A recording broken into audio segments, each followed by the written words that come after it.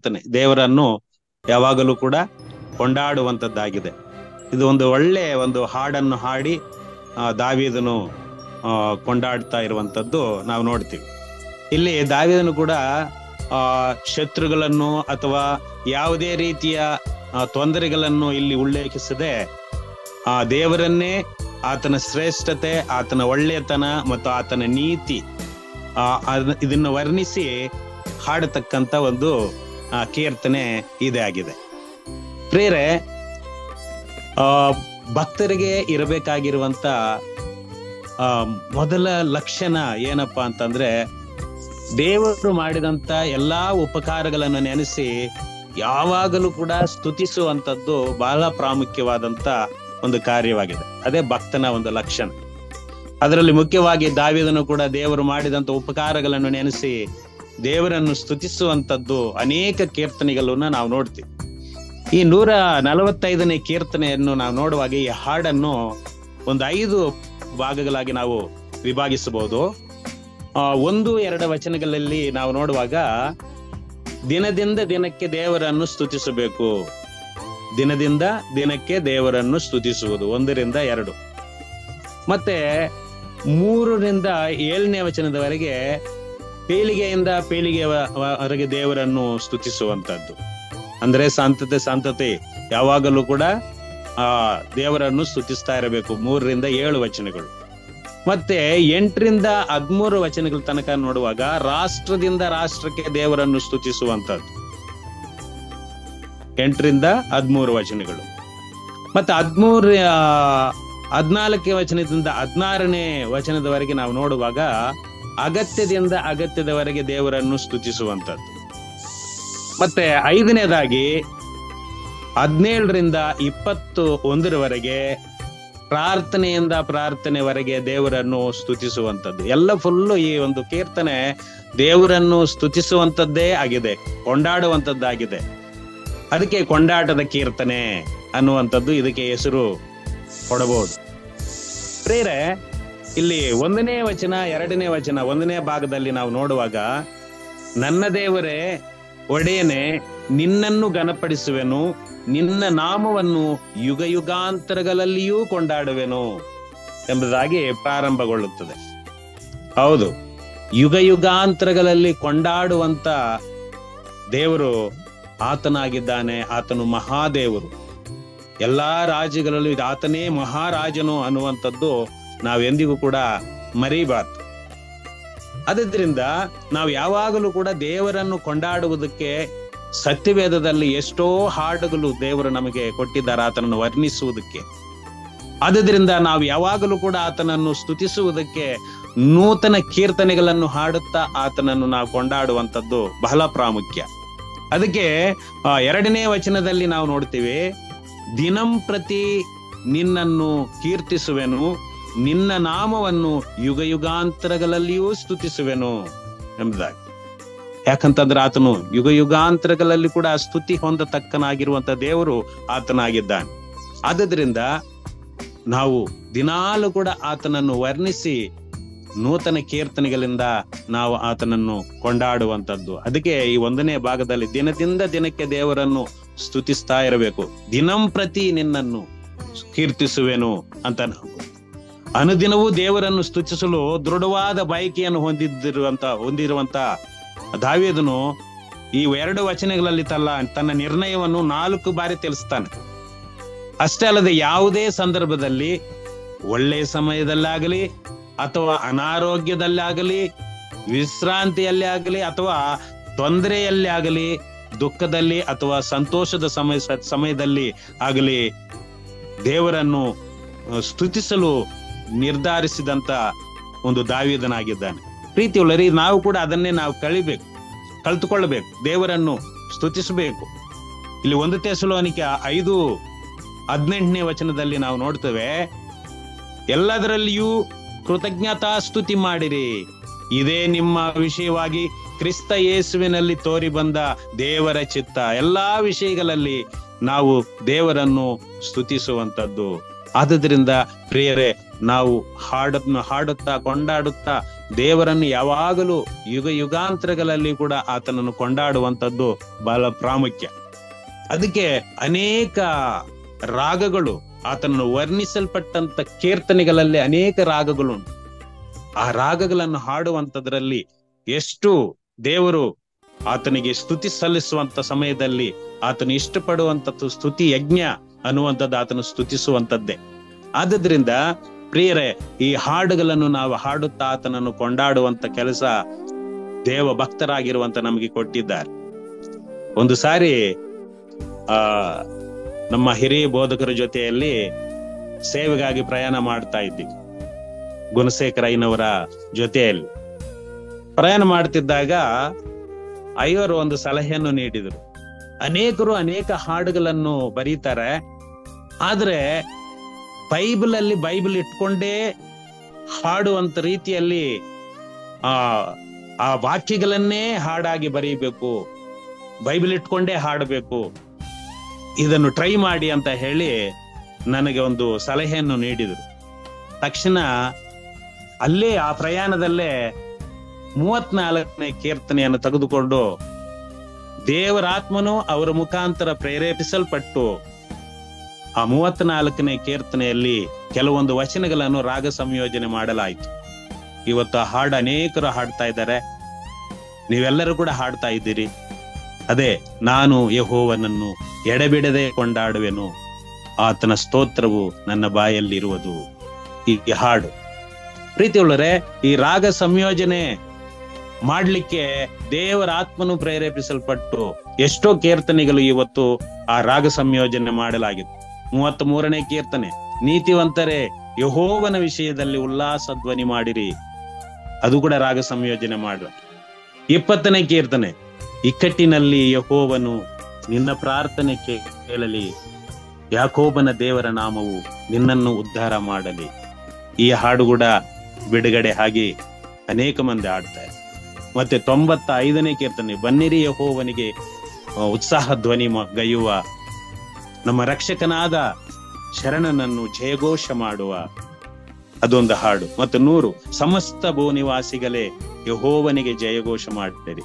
101, ಪ್ರೀತಿ ನೀತಿಗಳನ್ನು ಕುರಿತು ಹಾಡುವೆ, ಯೆಹೋವನೇ ನಿನ್ನನ್ನೇ ಕೊಂಡಾಡುವೆ.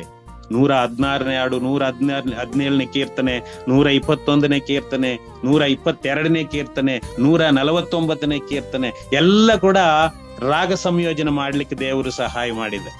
ಅದರಲ್ಲಿ ಕೆಲವೊಂದು ಕೀರ್ತನೆಗಳು ಬಿಡುಗಡೆ ಆಗಿದೆ, ಇನ್ನು ಅನೇಕ ಕೀರ್ತನೆಗಳು ಆ ಒಂದು ರಾಗ ಸಂಯೋಜನೆ ಮಾಡಿರುವಂತ ಹಾಡುಗಳು ಬಿಡುಗಡೆ ಆಗಲಿಕ್ಕೆ ತಾವೆಲ್ಲರೂ ಪ್ರಾರ್ಥಿಸಿರಿ. ಈ ಹಾಡುಗಳನ್ನು ನಾವು ಹಾಡುವಾಗ ಈಸಿಯಾಗಿ ನಾವು ಬಾಯಿಪಾಠ ಮಾಡ್ಬೋದು, ನಮ್ಮ ಹೃದಯದಲ್ಲಿ ಆ ಹಾಡು ಹಂಗೆ ಜ್ಞಾಪಕದಲ್ಲಿ ಇದ್ಬಿಡುತ್ತೆ. ಅದಕ್ಕೆ ಹೆಚ್ಚಾದಂತ ವಾಕ್ಯಗಳನ್ನೇ ಹಾಡುಗಳಾಗಿ ಹಾಡಿ ಕರ್ತನ ನಾಮವನ್ನು ಮಹಿಮೆ ಪಡಿಸುವಂತದ್ದು ಬಹಳ ಪ್ರಾಮುಖ್ಯ. ಆದ್ರಿಂದ ಟ್ರೈ ಮಾಡ್ಬೇಕು ನಾವು ಹೊಸ ಹೊಸ ಹಾಡುಗಳನ್ನು ಹಾಡುವುದಕ್ಕೆ. ಒಂದೊಂದು ವಾರದಲ್ಲಿ ಆಲಯದಲ್ಲಿ ಅನೇಕ ಮಂದಿ ಭಕ್ತಾದಿಗಳಿಗೆ, ವಿಶ್ವಾಸಿಗಳಿಗೆ ಈ ಒಂದು ವಾಕ್ಯಗಳು ಬಾಯಿಪಾಠ ಆಗುವ ಹಾಗೆ ಅವರನ್ನು ಪ್ರೇರೇಪಿಸಲ್ಪಟ್ಟು ಈ ವಾಕ್ಯಗಳು ಅವರಿಗೆ ಜ್ಞಾಪಕದಲ್ಲಿ ಇಟ್ಕೊಳ್ಳುವುದಕ್ಕೆ ಅನುಕೂಲವಾದಂತ ರೀತಿಯಲ್ಲಿ ಇದು ನಮಗೆ ಸಹಾಯ ಮಾಡುತ್ತದೆ. ಆದುದರಿಂದ ಪ್ರೇರೆ, ಈ ಒಂದು ಸಮಯದಲ್ಲಿ ಅನೇಕ ಕೀರ್ತನೆಗಳನ್ನು ನಾವು ದಾವೀದನು ಅದ್ಭುತವಾದಂತ ರೀತಿಯಲ್ಲಿ ಹಾಡಿ ಕರ್ತನನ್ನು ಮಹಿಮೆ ಪಡಿಸಿದ ಹಾಗೆ ನಾವು ಕೂಡ ಆತನನ್ನು ಮಹಿಮೆ ಪಡಿಸುವಂತದ್ದು ಬಹಳ ಪ್ರಾಮುಖ್ಯ.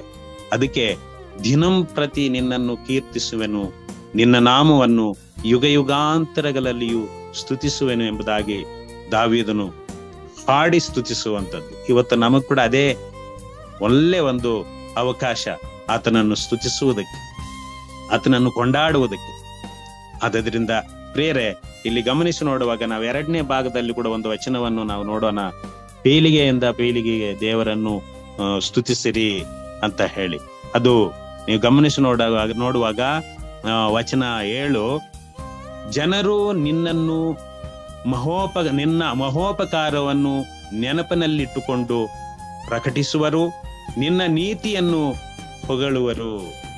ನೋಡಿ, ಜನರು ನಿನ್ನ ಮಹೋಪಕಾರವನ್ನು ನೆನಪಿನಲ್ಲಿಟ್ಟುಕೊಂಡು ಪ್ರಕಟಿಸುವರು ಅಂತಂದ್ರೆ, ಜನರು ಅಂತಂದ್ರೆ ನಾವು ಪ್ರತಿಯೊಬ್ಬೊಬ್ಬರು ಕೂಡ ಈ ಲೋಕದಲ್ಲಿರುವಂತ ಎಲ್ಲ ಜನರು ಕರ್ತನಾಗಿರುವಂತ ದೇವರನ್ನು, ಯೆಹೋವನನ್ನು ಕೀರ್ತಿಸುವಂಥದ್ದು, ಆತನು ಮಾಡಿದಂತ ಉಪಕಾರಗಳನ್ನು, ಮಹೋಪಕಾರಗಳನ್ನು ನೆನಪಿನಲ್ಲಿ ಇಟ್ಟುಕೊಂಡು ಆತನನ್ನು ಆರಾಧಿಸುವಂಥದ್ದು ಬಹಳ ಬಹಳ ಪ್ರಾಮುಖ್ಯವಾದಂಥದ್ದು.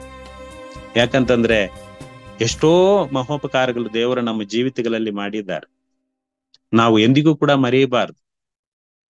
ಒಬ್ಬ ಭಕ್ತನು ದೇವರನ್ನು ವರ್ಣಿಸಿ ಹಾಡಬೇಕಂತಂದ್ರೆ, ಹೃದಯ ಅಂತರಾಳದಿಂದ ಆತನನ್ನು ಕೊಂಡಾಡಬೇಕಂತಂದ್ರೆ, ಆ ದೇವರು ಎಂತ ದೊಡ್ಡ ದೇವರು, ಆತನು ಎಂತ ನಮಗೆ ಮಹೋಪಕಾರಗಳನ್ನು ಮಾಡಿದ್ದಾರೆ ಅನ್ನೋದನ್ನ ನೆನಪಿಗೆ ತಂದುಕೊಂಡಾಗಲೇ ಹೃದಯ ಅಂತರಾಳದಿಂದ ಆತನನ್ನು ಸ್ತುತಿಸುವುದಕ್ಕೆ ಸಾಧ್ಯ. ಇಲ್ಲ ಅಂತಂದ್ರೆ ಬೇರೆ ತುಟಿಗಳಲ್ಲಿ ಮಾತ್ರ ಹಾಡಿ ಒಳಗದ ಹೃದಯದ ಅಂತರಾಳದಿಂದ ಬರದೆ ಹೋದರೆ ಅದು ಪ್ರಯೋಜನ ಇಲ್ಲ. ದೇವರಿಗೆ ಅದು ಇಷ್ಟವಿಲ್ಲದಂತ ಒಂದು ಸ್ತುತಿ ಸ್ತೋತ್ರ ಕೊಂಡಾಟವಾಗಿರುತ್ತದೆ. ಆದ್ರಿಂದ ನಾವು ಯಾವಾಗಲೂ ಕೂಡ ಆತನನ್ನು ಆರಾಧಿಸಬೇಕಂತಂದ್ರೆ, ಆತನನ್ನು ಮನಪೂರ್ವಕವಾಗಿ ಆತನನ್ನು ಕೊಂಡಾಡಬೇಕಂತಂದ್ರೆ, ಆತನು ಮಾಡಿದಂತ ಮಹೋಪಕಾರಗಳನ್ನು ನಾವು ಯಾವಾಗಲೂ ಕೂಡ ನೆನಪಿನಲ್ಲಿ ಇಟ್ಕೊಳ್ಳಬೇಕು, ನಮ್ಮ ಹೃದಯದಲ್ಲಿ ಇರಬೇಕು. ಆವಾಗಲೇ ನಾವು ಆತನನ್ನು ಕೊಂಡಾಡ್ಲಿಕ್ಕೆ ಸಾಧ್ಯ. ಅನೇಕ ಮಂದಿ ಹೇಳ್ತಾರೆ ದೊಡ್ಡ ದೇವರು ಅಂತಾರೆ, ಆದ್ರೆ ಹೃದಯ ಒಳಗೆ ಮಾತ್ರ ದೇವರನ್ನು ಮನಪೂರ್ವಕವಾಗಿ ಅವರು ಏನ್ ಮಾಡಲ್ಲ, ದೇವರನ್ನು ಘನಪಡಿಸೋದಿಲ್ಲ. ಪ್ರಿಯರೇ, ಇದು ಎಲ್ಲಾ ಜನರು ದೇವರನ್ನು ನೆನೆಸಿ ಆತನನ್ನು ಯಾವಾಗಲೂ ಆತನ ಮಹೋಪಕಾರಗಳನ್ನು ನೆನಪಿನಲ್ಲಿ ಇಟ್ಕೊಂಡು ಕೊಂಡಾಡುವಂಥದ್ದು, ಪ್ರಕಟಿಸುವಂಥದ್ದು ಬಹಳ ಪ್ರಾಮುಖ್ಯ. ಮತ್ತೆ ನಿನ್ನ ನೀತಿಯನ್ನು ಹೊಗಳುವೆನು. ನೋಡ್ರಿ, ಹೊಗಳಬೇಕು, ದೇವರ ನೀತಿಯನ್ನು ಹೊಗಳುವರು. ಆತನು ಮಾಡಿದಂತ ನೀತಿವಂತನು, ಆತನು ನಮ್ಮನ್ನು ನೀತಿಯ ಮಾರ್ಗದಲ್ಲಿ ನಡೆಸುವಂತ ದೇವರು ಆತನಾಗಿದ್ದಾನೆ. 1 ಯೋಹಾನ 2ನೇ ಅಧ್ಯಾಯ 1ನೇ ವಚನದಲ್ಲಿ ಹೀಗೆ ಬರೆಯಲ್ಪಟ್ಟಿದೆ ವಾಕ್ಯ: ನನ್ನ ಪ್ರಿಯರಾದ ಮಕ್ಕಳೇ, ನೀವು ಪಾಪ ಮಾಡದಂತೆ ಈ ಮಾತುಗಳು ನಿಮಗೆ ಬರೆಯುತ್ತೇನೆ. ಯಾವನಾದರೂ ಪಾಪ ಮಾಡಿದರೆ ತಂದೆಯ ಬಳಿಯಲ್ಲಿ ನೀತಿವಂತನಾದ ಯೇಸು ಕ್ರಿಸ್ತನೆಂಬ ಸಹಾಯಕನು ನಮಗಿದ್ದಾನೆ. ನೀತಿವಂತನಾದ ಯೇಸು ಕ್ರಿಸ್ತನೆಂಬ ಸಹಾಯಕನು, ಆತನೇ ನಮ್ಮನ್ನು ನೀತಿಯಲ್ಲಿ ನಡೆಸುವುದಕ್ಕೆ ಸಹಾಯ ಮಾಡ್ತಾನೆ. ನಾವು ಪಾಪದಲ್ಲಿ ಬೀಳದಂತೆ, ಪಾಪದ ಹೆಸರಿನಿಂದ ನಮ್ಮನ್ನು ಮೇಲಕ್ಕೆತ್ತಿ ಬಂಡೆ ಮೇಲೆ ನಿಲ್ಲಿಸಿದಂತ ದೇವರು, ಆತನು ಯಾವಾಗಲೂ ನಮಗೆ ಸಹಾಯಕನಾಗಿದ್ದು ನೀತಿಯ ಮಾರ್ಗದಲ್ಲಿ ನಮ್ಮನ್ನು ನಡೆಸುವುದಕ್ಕೆ ಆತನು ಸಹಾಯಕನಾಗಿದ್ದಾನೆ. ಆ ನೀತಿಯನ್ನು ಯಾವಾಗಲೂ ಕೂಡ ನಾವು ಮರೆಯಬಾರದು. ಆತನು ನೀತಿ ಮಾರ್ಗದಲ್ಲಿ ನಡೆಸುವಂತ ದೇವರು ಅನ್ನುವಂಥದ್ದು ನಾವೆಂದಿಗೂ ಮರೆಯಬಾರದು. ಅನೇಕ ವಚನಗಳುಂಟು, ಸಮಯ ಇಲ್ಲ ಪ್ರೀತಿ ಉಳ್ಳವರೇ. ಆದ್ರಿಂದ ನಾವು 2ನೇ ಭಾಗದಲ್ಲಿ ನಾವು ನೋಡುತ್ತೇವೆ, ಪೀಳಿಗೆಯಿಂದ ಪೀಳಿಗೆಗೆ ದೇವರನ್ನು ಸ್ತುತಿಸುವಂಥದ್ದು ಬಹಳ ಪ್ರಾಮುಖ್ಯ. ಹಾಗೆ ನಾವು ಮುಂದುವರಿಸಿ 11ನೇ ವಚನದಲ್ಲಿ ಒಂದು ಮಾತು ಇದೆ: ಅವರು ನಿನ್ನ ರಾಜ್ಯ ಮಹತ್ತನ್ನು ಪ್ರಸಿದ್ಧಪಡಿಸುವರು, ನಿನ್ನ ಪ್ರತಾಪವನ್ನು ವರ್ಣಿಸುವರು. ಆತನು ಎಂತ ದೊಡ್ಡ ದೇವರು, ಎಂತ ಒಂದು ಪ್ರತಾಪ, ಎಷ್ಟು ಮಹೋನ್ನತನು ಅನ್ನುವಂಥದ್ದು ಯಾವಾಗಲೂ ಕೂಡ ನಾವು ವರ್ಣಿಸ್ತಾ ಇರಬೇಕು. ನಮ್ಮ ದೇವರನ್ನು ವರ್ಣಿಸುವಾಗಲೇ ಆತನು ಒಂದು ವರ್ಣನೆ, ಆತನ ಒಂದು ಮಹತ್ಕಾರಿಗಳು, ಮಹೋಪಕಾರಗಳು ನಾವು ಯಾವತ್ತೂ ಕೂಡ ಮರೆಯದೆ ಆತನನ್ನು ವರ್ಣಿಸ್ತಾ ಇರುವಂತದ್ದು ಬಹಳ ಪ್ರಾಮುಖ್ಯ. ಆದ್ರಿಂದ ಪ್ರಿಯರೇ, ನೀವು 14ನೇ ವಚನದಲ್ಲಿ ಗಮನಿಸಿ ನೋಡುವಾಗ, ಯೆಹೋವನು ಬಿದ್ದವರನ್ನೆಲ್ಲ ಎತ್ತುವನು, ಕುಗ್ಗಿದವರನ್ನೆಲ್ಲ ಉದ್ಧರಿಸುವನು ಆಗಿದ್ದಾನೆ. ನೋಡಿದ್ರ, ಆತನು ಬಿದ್ದವರನ್ನೆಲ್ಲ ಎತ್ತುವಂತ ದೇವರು, ಕುಗ್ಗಿದವರನ್ನೆಲ್ಲ ಉದ್ಧರಿಸುವಂತ ದೇವರು ಆತನಾಗಿದ್ದಾನೆ. ಪ್ರಿಯರೇ, ಆದ್ರಿಂದ ನಮ್ಮನ್ನು ದೇವರು, ಬಿದ್ದಿರುವಂತ ನಮ್ಮನ್ನು ಎತ್ತಿ ನಿಲ್ಲಿಸಿದ್ದಾರೆ. ನಮ್ಮ ಕುಗ್ಗಿ ಹೋದಂತ ನಮ್ಮನ್ನು ಆತನು ಉದ್ಧರಿಸುವಂತವರಾಗಿದ್ದಾರೆ. ನಾವು ಈ ದಿನದಲ್ಲಿ ಈ ಸ್ಥಾನದಲ್ಲಿ ನಾವು ಪ್ರತಿಯೊಬ್ಬೊಬ್ಬರು ಇದ್ದೀವಂತಂದ್ರೆ ನಿಜವಾಗಲೇ ಆತನು ನಮ್ಮನ್ನು ಎಷ್ಟು, ಆತನ ಅಪಾರವಾದಂತ ಪ್ರೀತಿ, ಆತನ ಮಹೋಪಕಾರವು ನಮ್ಮನ್ನು ಈ ದಿನದಲ್ಲಿ ಎದ್ದಿ ನಿಲ್ಲುವಂತೆ ಮಾಡಿದೆ. ಅದರಿಂದ ನಾವು ಕುಗ್ಗಿ ಹೋದಂತ ಸಮಯದಲ್ಲಿ ಆತನು ಉದ್ಧರಿಸುವಂತ ದೇವರೆಂಬುದು ಎಂದಿಗೂ ಕೂಡ ಮರೆಯಬಾರದು ಪ್ರಿಯರು. ಅದರಿಂದ ನೀವು ಮತ್ತೊಂದು ವಚನ ಕೆಳಗೆ 15ನೇ ವಚನ, ಯೆಹೋವನೇ, ಎಲ್ಲಾ ಜೀವಿಗಳ ಕಣ್ಣುಗಳು ನಿನ್ನನ್ನೇ ನೋಡುತ್ತವೆ, ನೀನು ಅವುಗಳಿಗೆ ಹೊತ್ತೊತ್ತಿಗೆ ಆಹಾರ ಕೊಡುತ್ತಿ ಎಂಬುದಾಗಿ. ಪ್ರೇರೆ, ಇವತ್ತು ಎಲ್ಲಾ ಜೀವಿಗಳ ಕಣ್ಣುಗಳು ದೇವರನ್ನೇ ನೋಡ್ತಾ ಇದೆ. ನಮ್ಮ ಪ್ರತಿಯೊಬ್ಬೊಬ್ಬರಿಗೆ ತಕ್ಕ ಆಹಾರವನ್ನು ದೇವರು ಒದಗಿಸಿಕೊಡ್ತಾ ಇರ್ತಾರೆ. ನಮಗೆ ಪ್ರತಿದಿನಾಲು ಏನೇನು ಬೇಕು ಅದೆಲ್ಲವನ್ನು ದೇವರು ಸಕಲವನ್ನು ಒದಗಿಸಿಕೊಡುವಂತ ದೇವರಾಗಿದ್ದಾರೆ. ಆದ್ರಿಂದ ಆತನನ್ನು ನಾವು ಎಷ್ಟು ಸ್ತುತಿಸಿದ್ರು, ಎಷ್ಟು ಕೊಂಡಾಡಿದ್ರು ಕೂಡ ನಮಗೆ ಸಾಲದು ಪ್ರಿಯರೇ. ಆತನನ್ನು ಯಾವಾಗಲೂ ಸ್ತುತಿಸುವಂಥದ್ದು. ಆತನಿಂದಲೇ ನಾವು ಈ ಲೋಕದಲ್ಲಿ ಜೀವನ ಮಾಡ್ತೇವೆ. ನಾವು ಸಜೀವರ ಲೆಕ್ಕದಲ್ಲಿ ಇದೀವಿ ಅಂತಂದ್ರೆ ಅದಕ್ಕೆ ಆತನೇ ನಮ್ಮನ್ನು ದಿನಾಲೂ ಕಾಯುವ ಆತನು, ಪೋಷಿಸುವ ಆತನು, ನಮ್ಮನ್ನು ಸಂರಕ್ಷಿಸುವ ಆತನು, ಸಕಲವನ್ನು ಒದಗಿಸಿಕೊಟ್ಟ ಆತನಾಗಿದ್ದಾನೆ. ಅದಕ್ಕೋಸ್ಕರ ಆತನನ್ನು ನಾವು ಯಾವಾಗಲೂ ಕೂಡ ಸ್ತುತಿಸುವಂಥದ್ದು. ನೋಡ್ರ, ನೀನು ಕೈದೇರದು ಎಲ್ಲಾ ಜೀವಿಗಳ ಇಷ್ಟವನ್ನು ನೆರವೇರಿಸುತ್ತಿ. ನೋಡ್ರ, ನೀನು ಕೈದೇರದು ಎಲ್ಲಾ ಜೀವಿಗಳ ಇಷ್ಟಾರ್ಥವನ್ನು ನೆರವೇರಿಸುತ್ತೆ.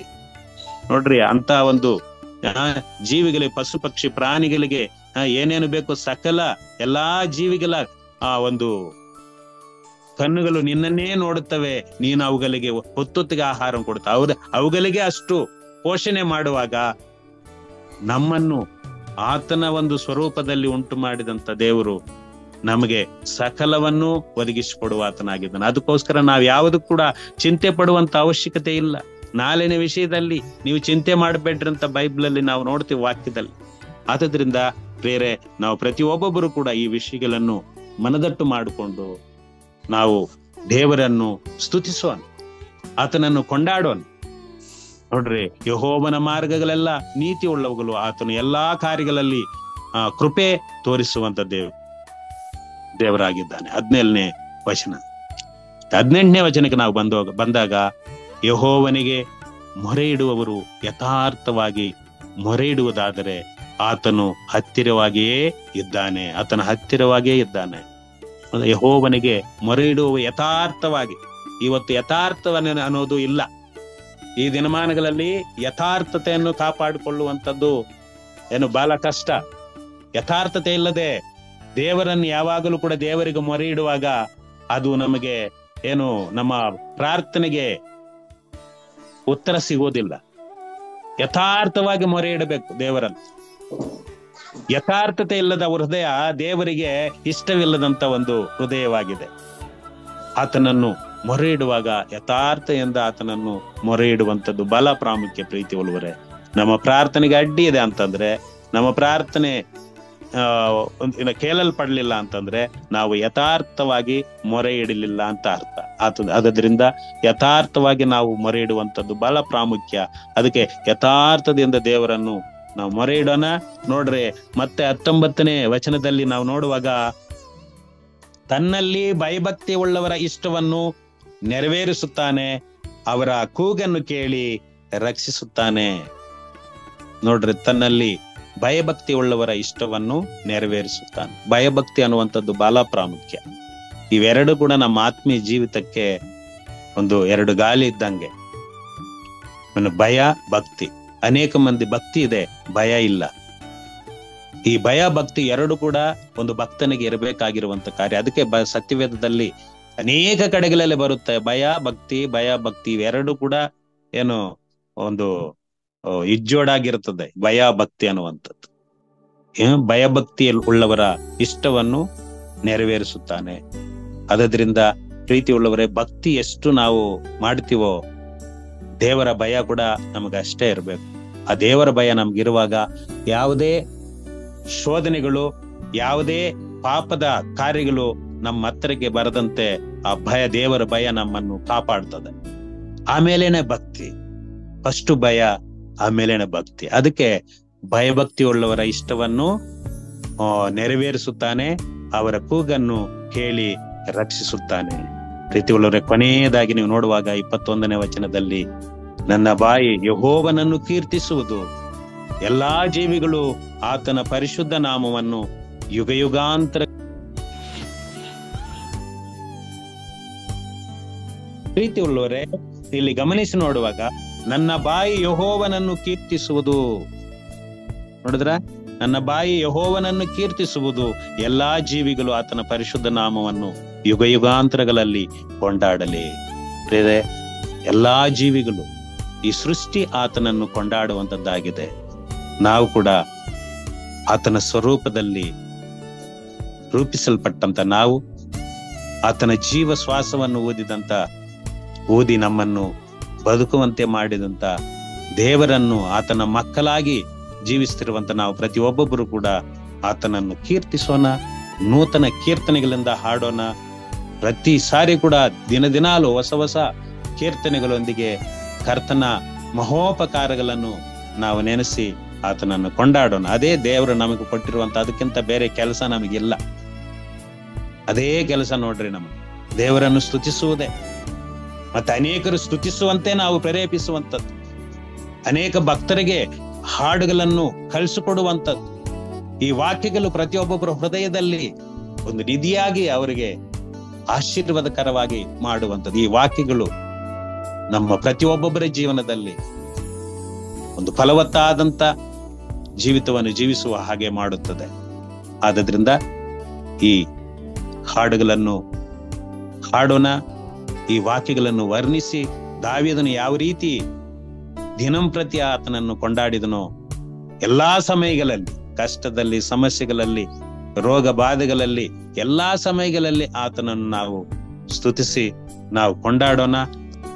ಇಲ್ಲಿ ತಲೆಬಾಗಿರುವಂತ, ಇಲ್ಲಿ ಜೂಮ್ ಮೀಟಿಂಗ್ ಅಲ್ಲಿ ಭಾಗವಹಿಸಿದಂತ ಪ್ರತಿ ಒಬ್ಬೊಬ್ಬರನ್ನು ದೇವರು ಬಲವಾಗಿ ಉಪಯೋಗಿಸಿಕೊಂಡು ಅನೇಕ ಆತ್ಮಗಳನ್ನು ದೇವರ ರಾಜ್ಯಕ್ಕೆ ಸಿದ್ಧಪಡಿಸುವಂತೆ ನಾವು ಪ್ರಾರ್ಥನೆ ಮಾಡೋಣ. ಎಲ್ಲರೂ ಕೂಡ ತಲೆಗಳನ್ನು ಬಗ್ಗಿಸಿ ನಾವು ಪ್ರಾರ್ಥನೆ ಮಾಡೋಣ. ಕೃಪಾಭರಿತನಾದಂತ ನಮ್ಮ ತಂದೆಯಾದ ದೇವರೇ, ನಿನ್ನ ನಾಮಕ್ಕೆ ಕೋಟಿ ಕೋಟಿ ಸ್ತೋತ್ರಗಳು ಸ್ವಾಮಿ. ನಮ್ಮನ್ನು ಕರ್ತನೆ ಇದುವರೆಗೆ ನಿನ್ನ ವಾಕ್ಯಗಳ ಮುಖಾಂತರ ಮಾತನಾಡಿ ನಮ್ಮನ್ನು ಬಲಪಡಿಸಿದ್ದಕ್ಕಾಗಿ ಸ್ತೋತ್ರ. ನಾವು ಯುಗ ಯುಗಾಂತರಗಳಲ್ಲಿ ನಿನ್ನನ್ನು ನಾವು ಕೊಂಡಾಡಬೇಕು ಸ್ವಾಮಿ. ಹೌದು ಕರ್ತನೆ, ನನ್ನ ದೇವರೇ, ಒಡೆಯನೇ, ನಿನ್ನನ್ನು ಘನಪಡಿಸುವೆನು, ನಿನ್ನ ನಾಮವನ್ನು ಯುಗ ಯುಗಾಂತರಗಳಲ್ಲಿ ಕೊಂಡಾಡುವೆನೆಂಬುದಾಗಿ ದಾವೀದನು ಯಾವ ರೀತಿ ನಿನ್ನನ್ನು ಕೊಂಡಾಡಿದನು, ಅದೇ ರೀತಿ ನಾವೆಲ್ಲರೂ ಕೂಡ ನಿನ್ನನ್ನು ಕೊಂಡಾಡಬೇಕು ಸ್ವಾಮಿ. ನಿನ್ನನ್ನು ಆರಾಧಿಸಬೇಕು, ನಿನ್ನನ್ನು ಸ್ತುತಿಸಬೇಕು. ಹಾಗಾಗುವಂತೆ ನೀವು ನಮ್ಮನ್ನೆಲ್ಲರನ್ನು ಕೂಡ ಪ್ರೇರೇಪಿಸಿದ ಸ್ತೋತ್ರ ಸ್ವಾಮಿ. ಎಲ್ಲಾ ದೇವರ ಸೇವಕರುಗಳನ್ನು, ಎಲ್ಲಾ ಉಗ್ರಾಣಿಕರನ್ನು ಮತ್ತು ಎಲ್ಲಾ ಭಕ್ತಾದಿಗಳನ್ನು ನೀನು ಆಶೀರ್ವದಿಸು, ಎಂದೆಂದಿಗೂ ಕಾಪಾಡು. ಮತ್ತು ಸ್ವಾಮಿ, ನಮ್ಮ ನಿರ್ದೇಶಕರು ಮತ್ತು ನಮ್ಮ ಉಪನಿರ್ದೇಶಕರು, ಮಕ್ಕಳು, ಪ್ರತಿ ಒಬ್ಬೊಬ್ಬರು ಮತ್ತು ಕರ್ತನ ಆಯಾ ಪ್ರಾಜೆಕ್ಟ್ಗಳಲ್ಲಿ ಸೇವೆ ಸಲ್ಲಿಸುತ್ತಿರುವಂತ ಎಲ್ಲ ದೈವ ಸೇವಕರುಗಳನ್ನು, ಅಲ್ಲಿ ನಡೀತಿರುವಂತ ಎಲ್ಲ ಸೇವೆಯನ್ನು ಆಶೀರ್ವದಿಸು. ಮತ್ತೆ ಅನೇಕ ಕಡೆಗೆ ಅಪ್ಪ ಆಲಯ ನಿರ್ಮಾಣಗಳನ್ನು ಮಾಡ್ತಾ ಇದ್ದಾರೆ, ಎಲ್ಲ ಕೂಡ ಉತ್ತಮವಾದಂತ ರೀತಿಯಲ್ಲಿ ನಿರ್ಮಾಣವಾಗಿ ಅಪ್ಪ ನಿನ್ನನ್ನು ಆರಾಧಿಸಲು ಸಹಾಯ ಮಾಡು ಕರ್ತನೆ. ಉತ್ತಮವಾದಂತ ಮಳೆಯನ್ನು ನಮಗೆ ಅನುಗ್ರಹಿಸಿಕೊಡು. ಬಿಸಿಲಿನ ತಾಪ ಹೆಚ್ಚಾಗಿದೆ, ಒಳ್ಳೆ